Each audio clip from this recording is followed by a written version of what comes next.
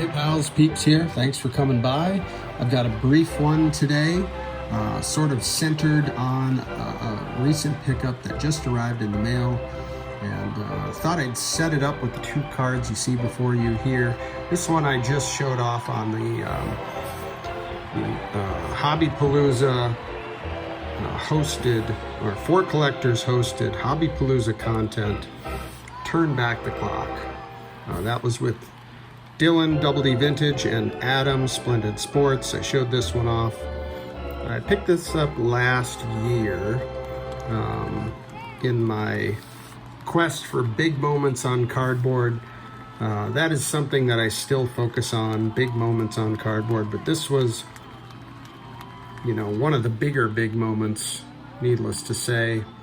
And these, I don't know if I ever explained this, but these were 1 in 4 hobby packs back then. They are not numbered.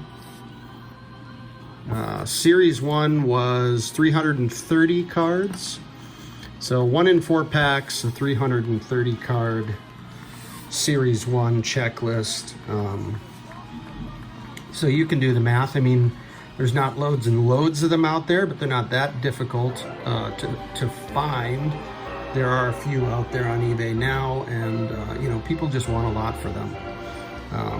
And when this one popped up, it was priced very reasonably, and it was sort of I think I mentioned it on the live, it was a new listing. It's one of those times when there's a new listing and you know it's perhaps undervalued, underpriced, and I snapped it up immediately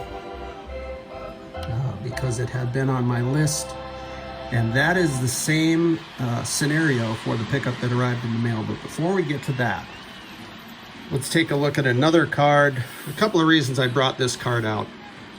In part because of the design. Like over here you have the 73 behind Barry Bonds, and here you have on the 1960 Topps All-Star Willie Mays, the 60 behind Willie Mays. I've always loved this design. The first 3 years of the Topps All-Star design are just spectacular. It'd be tough to choose between the 1958 design, the very first, and this one here. I'd love to eventually get the Mickey Mantle.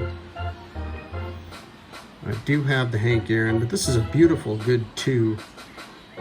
Nice and clean surface. That's the first thing I look for. And then pretty good centering, not double D centering, but pretty good. And I thought I'd bring that out because of the design and their relationship, Willie being the godfather of Barry Bonds.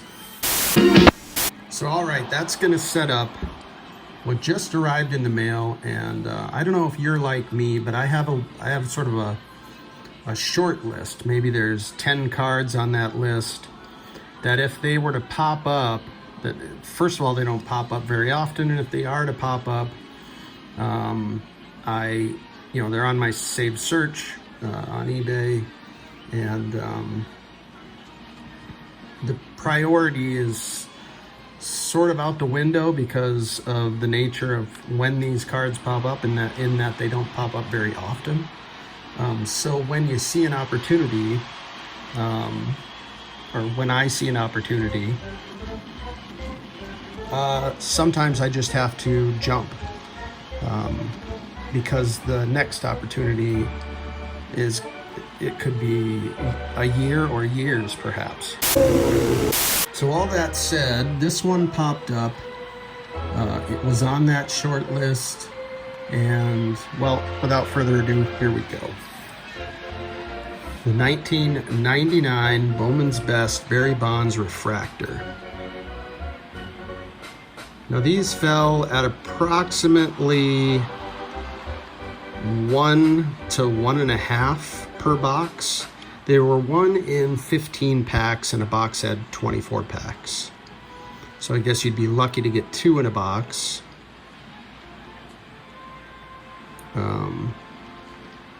Basically 1 per box.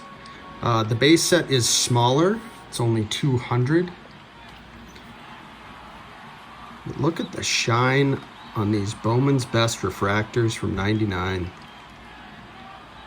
The etching. I have one other card in this set. It is a Larry Walker, also in a PSA 9. Shout out Ken's Cardboard.